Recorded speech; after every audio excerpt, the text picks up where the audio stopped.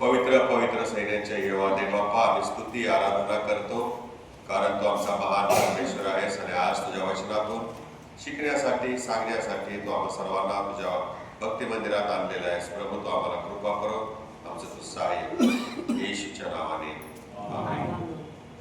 आज आपल्या सीएनआयच्या पंचांगानुसार जो विषय आहे तो येशू हा सेवक असा राजा आहे. आणि येशू हा राजा आहे आपल्याला माहिती, परंतु या राजामध्ये आणि जगिक राजामध्ये फरक आहे. आणि म्हणून आमचा येशू हा जो राजा आहे तो सेवा करणारा राजा आहे. आणि त्याविषयी मी या आठवड्यामध्ये थोडंसं मनन करत होतो आणि काही गोष्टी माझ्या निदर्शनास आलेल्या आहे. जे शास्त्रपाठ वाचले त्यामध्ये आम्हाला हे प्रामुख्याने आढळून येतं. पहिला मुद्दा आहे बाप्तिस्मा करणाऱ्या योहानाची सेवा. मार्काचा शुभवर्तमान पहिला अध्याय 4 ते 8 वचनामध्ये आम्हाला बाप्तिस्मा करणाऱ्या योहानाने कशा प्रकारे सेवा केली हे आम्हाला दिसून येतं. असं म्हटलेलं आहे की हा बाप्तिस्मा करणारा योहान घोषणा करत होता की पाप क्षमेसाठी पश्चाताप करा. पापांची क्षमा होण्यासाठी पश्चातापाचा बाप्तिस्मा देणारा योहान रानात प्रगट झाला. पापांची क्षमा मिळवण्यासाठी पश्चाताप करा अशी घोषणा करणारा योहान अरण्यात प्रगट झाला असं म्हटलेलं आहे. दुसरी महत्वाची गोष्ट आहे की पश्चातापी लोकांना हा योहान बाप्तिस्मा देत होता. त्याची सेवा म्हणजे पश्चातापासाठी आव्हान देणं आणि बाप्तिस्मा देणं एवढंच होतं. आणि म्हणून त्या योहानाला बाप्तिस्मा करणारा योहान अशी उपाधी लावलेली आहे. कारण येशूवर प्रेम करणारा आणि येशूचा शिष्य तो पण एक योहान होता. असे अनेक योहान होते आणि म्हणून या अनेक योहानांच्या मध्ये याची सेवा उठून दिसावी, याची विशेष ओळख सर्वांना व्हावी, म्हणून आम्हाला त्या ठिकाणी जॉन द बॅप्टिस्ट असं म्हटलेलं आहे. योहान हा बाप्तिस्मा देणारा होता आणि म्हणून त्याची ओळख शास्त्रामध्ये आम्हाला अशी करून देण्यात आलेली आहे. यावरून आमचा असा विश्वास आहे की हा पश्चातापाचा बाप्तिस्मा योहान देत होता. आम्ही लहान लेकरांना बाप्तिस्मा देतो, त्यांना पश्चातापाची जाणीव नसते, बल्कि पापी आहोत हेच त्यांना कळत नसतं. काळाच्या ओघामध्ये की अनेक ठिकाणी बाप्तिस्मा देण्यासाठी पाणी नसायचं आणि मग अशा वेळेला मंडळांच्या मध्ये बाप्तिस्मा कसा द्यायचा म्हणून मग शिंपडण्याची पद्धत आली. कुठे ग्लासात किंवा विशिष्ट पात्रामध्ये पाणी घेऊन डोक्यावर ओतण्याची पद्धत आली. आणि ज्या ठिकाणी नदी नाली आहेत आणि तलाव आहे ना त्या ठिकाणी मग बुडून बाप्तिस्मा देण्याची पद्धत आली. बाप्तिस्मा झाला पाहिजे हे मात्र आपल्याला पाहायला मिळतं, कारण येशू ख्रिस्ताने स्वतः निकोदेमसला सांगितलं की पाण्याने आणि पवित्र आत्म्याने बाप्तिस्मा झाल्याशिवाय तुला स्वर्गाच्या राज्यात प्रवेश. So that is must. Baptism is must. कसा घ्यायचा हा परिस्थितीवरती अवलंबून आहे. आणि म्हणून पूर्वीच्या काळामध्ये लहान मुलं जे ख्रिस्ती आई वडिलांना त्यांच्या घरामध्ये जन्म पावत असत ती काही कारणास्तव किंवा आजाराने किंवा रोगराईने मरण पावत असत. पण त्यावेळेच्या लोकांचा जो विश्वास होता की माझं मूल मरण पावलेलं आहे, हे कुठल्या धर्माचं आहे, हे कुठल्या धर्माचं आहे. आणि म्हणून मग लहान मुलांना रिलिजन नसतं, लहान मुलांना रिलिजन नसतं. आणि म्हणून आम्ही जेव्हा त्याला बाप्तिस्मा देतो त्यावेळेला तो मंडळीचा एक अवयव होतो, ख्रिस्ताच्या शरीराचा अवयव होतो आणि देवाच्या मंडळीचा एक तो सभासद होतो. तेव्हापासून तो देवाचा आहे हे सर्व मंडळी समोर सिद्ध होते. ही बिकम्स ख्रिश्चन. म्हणून शाळेमध्ये ऍडमिशन घेताना पहिलं विचारतात बॅप्टिझम सर्टिफिकेट आहे का, कारण बॅप्टिझम सर्टिफिकेट वरून कळतं की you are Christian, you are Christian. तुम्ही देवाचे प्रभू येशूच्या शिक्षणाचे पाठपुरावा करणारे माणसे आहात. आणि म्हणून विषय तो दुसरा आहे, परंतु त्याकडे लक्ष न देता योहानाकडे आपण लक्ष देऊया की योहान हा पश्चाताप करा आणि बाप्तिस्मा घ्या या दोन गोष्टी तो सांगत असे. आणि म्हणून त्यावेळेस ऍडल्ट बॅप्टिझम दिला जात असे. आपल्या सीएनआय मध्ये पण अनेक प्रथांच्या मधून आलेल्या चर्चेस जे आहेत ते सुद्धा ऍडल्ट बॅप्टिझम वरती विश्वास ठेवतात. आणि म्हणून बाप्तिस्मा हा पश्चातापानंतर घेणं हे केव्हाही रास्त असतं, कारण त्यावेळेला आम्ही प्रभू प्रभू समोर मी पापी आहे हे कबूल करतो. प्रभू माझ्या पातकांसाठी वधस्तंभावर मरण पावला, त्याने आपला प्राण अर्पण केला, त्याने आपलं पवित्र रक्त सांडलेलं आहे, मला शुद्ध केलं, मला धुतलं, त्याच्यावर माझा विश्वास आहे. आणि म्हणून ज्या वेळेला मी अशा प्रकारे पश्चातापी अंतःकरणाने प्रभू येशूला आपल्या अंतःकरणात स्वीकारतो, त्यावेळेला माझा काय होतो, तारण होतो. आणि मग मी प्रभूच्या मंडळीसमोर बाप्तिस्मा घेण्यासाठी पात्र ठरतो. शास्त्रामध्ये अशी अनेक उदाहरणं आहेत. तो हापशिषंड तुम्हाला आठवतो नाही का? फिलिपाने त्याला सुवार्ता सांगितली आणि मग त्याने एक तळ बघितलं. तो काय म्हणाला फिलिपाला, ही जागा माझ्या बाप्तिस्म्यासाठी योग्य आहे. सांगण्याचं तात्पर्य हे आहे प्रियानो की पश्चाताप आणि बाप्तिस्मा हा फार महत्वाचा आहे. पण लहान मुलांना जेव्हा आम्ही बाप्तिस्मा देतो त्यावेळेला ते पश्चाताप करू शकत नाही, म्हणून मग आपल्या संस्थांच्या मध्ये दृढीकरण हा एक विभाग जोडण्यात आलेला आहे. म्हणून दृढीकरणाचं वय आपल्याला 13 ते 18च्या दरम्यान घेतलं जातं की त्यावेळेला मुलाला कळतं चांगलं आणि वाईट काय आहे. आणि मग त्याने बाप्तिस्म्याच्या वेळेला त्याच्या धर्म आहे बापची वचनं घेतात. हे वचने मग तो मुलगा किंवा मुलगी वयात आल्यानंतर दृढीकरणाच्या वेळेला स्वतःहून घेतात आणि बिशपाने प्रभू समोर ते कबूल करतात की मी पापी आहे, मी प्रभू येशूवर आहे. अशा प्रकारे प्रियानो योहानाच्या या काळामध्ये तो पश्चाताप करा अशी घोषणा करत होता. आणि मग जे जे कोणी पश्चाताप करत असे त्यांना तो यार्देन नदीमध्ये नेऊन बाप्तिस्मा देत असे. त्याचा पेहराव हा संदेशाचा पेहराव होता. असं म्हटलेलं आहे की योहान याचं वस्त्र काय होतं, तर तो उंटाच्या केसाचे वस्त्र पांघरत असे. त्या काळात माहिती नाही कधी तो धुत असेल किंवा ते धुण्यासारखं होतं की नाही, कसं होतं आपल्याला आयडिया नाही आहे, परंतु तो उंटाच्या केसाचे वस्त्र पांघरत असे, कमरेला कातड्याचा कमरबंद असे आणि तो काय खात असे, टोळ आणि रानमध भक्षण करत असे. अशा प्रकारचे त्याची लाईफस्टाईल होती प्रियानो. परंतु लाईफस्टाईल पेक्षा त्याची जी सेवा आहे त्या सेवेने तो प्रकाश झोतामध्ये आलेला आहे. अनेकांना त्याने पश्चाताप अंतःकरणासाठी आव्हान केलं, त्यांना बाप्तिस्मा दिला. देवाच्या राज्यात अनेक लोकांना, किती माहिती का त्या शास्त्रामध्ये बघा काय लिहिलेलं आहे, किती लोक आले ते यार्देन जवळ, सर्व यरूशलेम. किती? सगळं यरूशलेम त्याच्याकडे लोकलेलं आहे आणि त्यांनी पश्चाताप येऊन बाप्तिस्मा घेतलेला आहे. आणि हा योहान पुढे असं म्हणतो की माझ्या मागून असा कोणी माझ्यापेक्षाही समर्थ आहे, तो येत आहे आणि त्या व्यक्तीचा वाहनांचा बंद देखील लवून सोडवावयास मी योग्य. लवून हा शब्द महत्वाचा आहे बरं का. त्याचा उद्धटपणे सोडवायला पण मी पात्र नाही असे त्याचा अर्थ होऊ शकतो. पण लवून म्हणजे मी कितीही नम्र झालो है ना त्याच्या या वाहनाचा बंद सोडण्यासाठी, तरी मी कमीच आहे, मी योग्य नाही, इतका तो महान आहे असा तो घोषणा करत आहे. आणि मग आणखी एक तिसरी गोष्ट आम्हाला पाहायला मिळते योहानाच्या बाबतीमध्ये, आणि ती म्हणजे तो पवित्र आत्म्याचा बाप्तिस्मा येशू देईल असं सांगतो, कारण मी तर फक्त तुम्हाला पाण्याचा बाप्तिस्मा. आता तुम्हाला हे कळालं का, याला कोणी सांगितलं पवित्र आत्म्याने एक बाप्तिस्मा असतो म्हणून? कारण येशू तर अजून आलाच नव्हता सेवेला, येशूने सेवेला प्रारंभ केलाच नव्हता. येशूने निकोदेमसला म्हटलं पाण्याने पवित्र आत्म्याने बाप्तिस्मा झाला शिवाय तुला स्वर्गाच्या राज्यात प्रवेश नाही. त्याच्या आधी अनेक वर्ष किंवा महिने अगोदर योहानाने सांगितलेलं आहे की मी पाण्याने तुमचा बाप्तिस्मा करतो, पण माझ्या मागून जो येत आहे तो सर्वसमर्थ परमेश्वर आहे, माझ्यापेक्षा समर्थ आहे, तो तुमचा बाप्तिस्मा म्हणून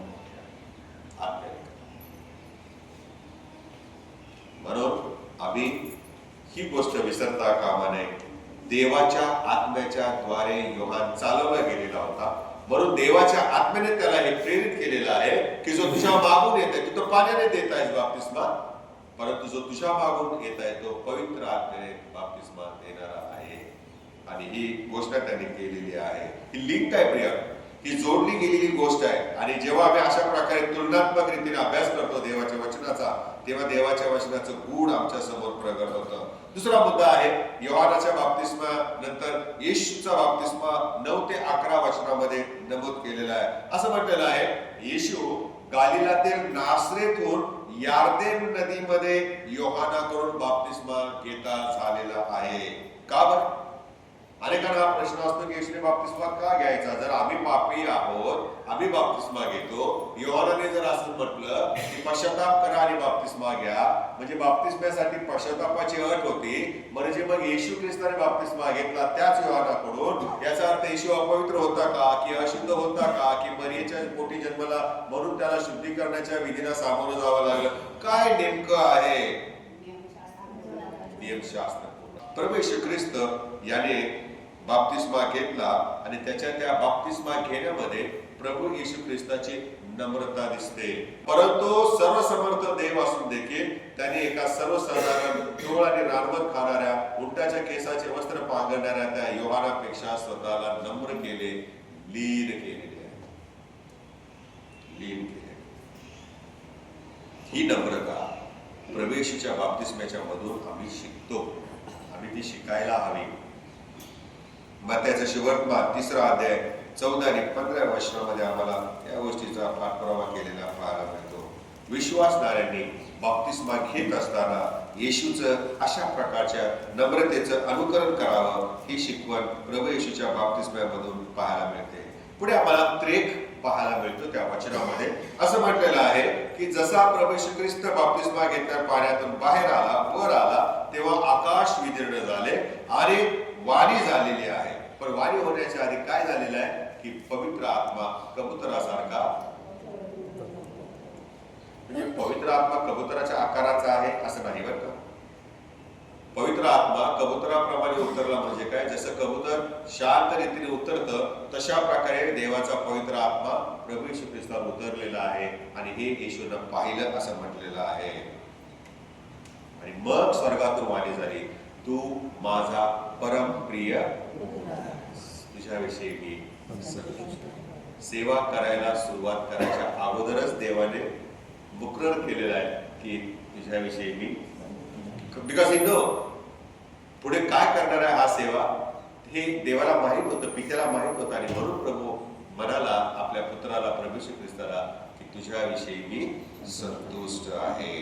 देव आम्हाला आमच्या जीवनामध्ये देखील अशाच प्रकारची पुष्टी देतो, पाठिंबा देतो आणि तो आमच्यावरती प्रेम करत असतो आणि म्हणून आम्ही त्याचे प्रिय पुत्र आणि कन्या आहोत. जर आमचा असा विश्वास आहे की मी देवाचं लेकरू आहे, तर मग माझे विचार, माझी कृती, माझं भाषण यामधून मी देवाचा पुत्र आहे का आणि मी देवाची कन्या आहे हे जगासमोर मी प्रदर्शित करतो का, हे फार महत्वाचं आहे.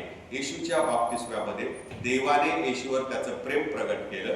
आमच्या बाप्तिस्म्याच्या वेळेला आम्ही देखील देवाचे प्रिय लेकर आहोत हे प्रगट करायला हवे. तिसरा मुद्दा आहे आणि ते म्हणजे देवबाप आमची परीक्षा घेतो काय? देव आमच्यावर किंवा माझ्यावर प्रेम करतो, प्रीती करतो, तर तो आमची परीक्षा घेतो काय? याकोबाचं पत्र 1 अध्याय 2 आणि 4 वचनामध्ये आम्हाला पाहायला मिळतं, प्रभू देवबापाला मोह होत नाही का, आणि कोणालाही तो मोहात पाडत नाही. जो तो आपल्या वासनेने मोहामध्ये अडकतो आणि मग वासना गर्भवती होते असं याकोबाच्या पत्रामध्ये आहे. आणि रोमकरास पत्र 5 अध्याय 3 ते 4 वचन कुठेतरी वाचावर, 3 आणि 4 वचन. इतकेच नाही तर संकटाचाही अभिमान बाळगतो, कारण आपल्याला ठाऊक आहे की संकटाने आम्हाला ठाऊक आहे की आमच्यावर जेव्हा संकट येतं तेव्हा आम्हाला धीर प्राप्त होतो. धीराने शील व शिलाने आशा निर्माण, धीराने शील आणि शिलाने आशा प्राप्त होते. आणि म्हणून प्रियानो, प्रभू येशू ख्रिस्ताची परीक्षा देवाने घेतली का सैतानाने घेतली? मत्थ्याचा सुवर्तमान 4 अध्याय पहिल्या 11 वचनामध्ये आम्हाला असं स्पष्ट लिहिलेलं पाहायला मिळतं की त्याची परीक्षा घ्यावी म्हणून सैतानाने येशूला कुठे नेलं? अरण्यात. सैतान कशा प्रकारे येशूला परीक्षेत पाडतो ही गोष्ट त्या 3 प्रकारे त्याला परीक्षेत पाडलेला आहे. ही गोष्ट आम्हाला या अध्यायामध्ये पाहायला मिळते. परंतु त्या प्रत्येक परीक्षेमध्ये येशूने त्या सैतानावर कशी मात केली हे देखील आम्हाला दिसून येतं. म्हणजेच काय की ज्या वेळेला आम्ही मोहाशी झगडतो त्यावेळेला तितकंच आम्ही देवाच्या जवळ जात असतो हे आम्ही विसरता कामा नये. मला काल त्या आठवड्यामध्ये एक शब्द त्या ठिकाणी जरा असा माझं लक्ष वेधून घेतलं. तो हिंस्त्र प्राण्यांच्या मध्ये राहिला असं लिहिलेलं आहे. अशा विचित्र वातावरणामध्ये एकीकडून सैतान परीक्षा घेत आहे, परंतु येशू ख्रिस्ताने स्वतः या प्राण्यांना निर्माण केली. उत्पत्ती पहिल्या अध्यायामध्ये आम्ही पाहिलेलं आहे. त्यामुळे हे सगळे त्याच्या आज्ञेमध्ये राहणारे प्राणी असावेत, परंतु आमच्या दृष्टीने ते हिंस्त्र होते. वाघ असतील, सिंह असतील, अस्वल असेल, काय असेल, वी डोंट नो. परंतु या सगळ्या प्राण्यांच्या मध्ये येशू ख्रिस्त किती दिवस राहिला? 40 दिवस. कारण लिहिणाऱ्याचा हा उद्देश असेल की अशा हिंस्त्र पशूंच्या मध्ये राहून देखील येशूचा देवावरचा विश्वास कमी झाला नाही. उलट त्याने सैतान जो परीक्षा घेत होता त्याला देवाच्याच वचनातून पराजित केलेलं आम्हाला पाहायला मिळतं. चौथा मुद्दा आहे, येशू हा राजा आहे, पण तो सेवक कसा आहे हे महत्वाचं आहे. आजचा हा विषय आहे. निर्दोष असूनही येशूने बाप्तिस्मा घेतला. त्याने आमचं पाप स्वतःवर घेतलं. आमच्या पापामुळे आम्हाला जी शिक्षा होणार होती, आमचा जो न्याय होणार होता, तो येशू ख्रिस्ताने वधस्तंभावरती स्वतःवर घेतलेला आहे. आणि प्रियानो, आमच्यावरती त्याने कृपा केली. काय केली? कृपा केलेली आहे. त्याच्या बाप्तिस्माच्या वेळेला येशू हा देवाचा पुत्र आहे हे सुद्धा सिद्ध झालेलं आहे. येशू हा देवाचा सर्वसाधारण नाही तर परमप्रिय पुत्र आहे हे देखील सिद्ध झालं. आम्ही येशूवर विश्वास ठेवतो तेव्हा देवाची मुलं होतो. प्रिय पुत्र होऊ शकतो, प्रिय कन्या होऊ शकतो, पण परम नाही होऊ शकतो. परमोच्च आनंद आणि आनंद जसा फरक आहे नाही का, तशाच प्रकारे या पुत्रत्वाच्या गुणधर्मामध्ये सुद्धा फरक आहे. कारण येशू हा सर्वश्रेष्ठ आहे. येशू हे नाव देखील सर्व नावांच्याहून थोर असं आहे. आणि म्हणून प्रभू येशू ख्रिस्त हा देवाचा परमप्रिय पुत्र आहे हे देखील सिद्ध झाले. आणि तो खरा राजा आहे हे वधस्तंभावरती सुद्धा प्रगट झालेला आहे. कारण तो पश्चातापी चोर येशूला असं म्हणतो, हे प्रभू, तू जेव्हा राजाधिकाराने येशील. त्याला कोण सांगितलं राजा होणार आहे, राजा म्हणून येणार आहे. काय काय गोष्टी मायन्यूट डिटेल्स असतात ना, ह्या फार महत्वाच्या असतात. आम्ही सहज वाचून जातो, पण त्याच्या मागे देवाचं गुपित दडलेलं आहे. आणि असं म्हटलेलं आहे की प्रभू येशू ख्रिस्त हा राजा म्हणून या जगात आला. मग त्याच्या शुभवर्तमानामध्ये आम्हाला येशूचं राजेपण त्याने लिहिलेला अनेक गोष्टींच्या आणि दाखल्यांच्या द्वारे पाहायला मिळतं. परंतु हा राजा असून देखील त्याने बौद्धिक गुरुवारच्या दिवशी कमरेभोवती टॉवेल गुंडाळला आणि आपल्या शिष्याचे इतकी नम्रता त्याने धारण केलेली आहे. आणि ही नम्रता धारण करून, सेवा करून त्याने आमच्यासारख्या पापी माणसांच्या करिता स्वर्गाचं दार उघडं केलेलं आहे. हे आम्ही कधी विसरता कामा नये. शेवटचा मुद्दा आहे आणि तो म्हणजे यशायाचा ग्रंथ 42 अध्याय पहिल्या वचनामध्ये जी भविष्यवाणी केलेली आहे प्रभू येशू ख्रिस्ताविषयी, ती भविष्यवाणी या बाप्तिस्माच्या वेळेला येशूच्या पूर्ण झालेली आहे. हा माझा निवडलेला सेवक आहे. निवडलेला सेवक आहे. हा तारणारा आहे, हा राजा आहे आणि ही गोष्ट पूर्णतेस गेलेली आहे. म्हणून प्रियानो, आमचा राजा प्रभू येशू ख्रिस्त आहे. मागे लोक गेल्या रविवारी आपण पाहिलेले एपिफनीच्या दिवशी शोधत आले काय म्हणून, यहुद्यांचा राजा जन्मला तो मोठे. आम्ही त्याला पाहण्यास असा हा राजा जो सेवक करतो त्याला आपल्या अंतःकरणामध्ये आपण जागा देऊया आणि त्याच्याप्रमाणे आपण इतरांची सेवा करणारे होऊया. हाच उद्देश आज प्रभू आपल्या वचनातून आम्हाला देत आहे. आपण प्रार्थना करूया. पवित्र पवित्र सैन्याच्या यहोवा बाप्पा, आम्ही तुझी स्तुती करतो, आराधना करतो. प्रभू येशू ख्रिस्त राजा असून देखील, तुझा पुत्र असून देखील त्याने नम्रता धारण केली आणि नम्र होऊन मानवांची सेवा केली. आणि प्रभू बाप्पा त्यांना तारण देऊन स्वर्गाचं दार उघडं केलेलं आहे. प्रभू ही सेवा आम्ही पुढे न्यावी याकरता त्याने 12 प्रेषित निवडले. त्याच्यानंतर प्रभू त्याने अनेक लोकांना पाचारण केलं, अनेकांच्या पर्यंत सुवार्ता पोहोचली जी आम्हापर्यंत आली आणि आम्ही त्या येशूवर विश्वास ठेवतो, तुझी लेकरं झालेली आहे. प्रभू तू आम्हाला कृपा करून सहाय्य कर. त्या राजा येशूला आम्ही आपल्या अंतःकरणात स्वीकारावं आणि त्याच्या पावलावर पाऊल ठेवून त्याचं आम्ही अनुकरण करावं. म्हणून तो आम्हाला मंडळीला सहाय्य कर. तारणारा आमचा प्रभू येशू ख्रिस्त याच्याद्वारे. आमेन.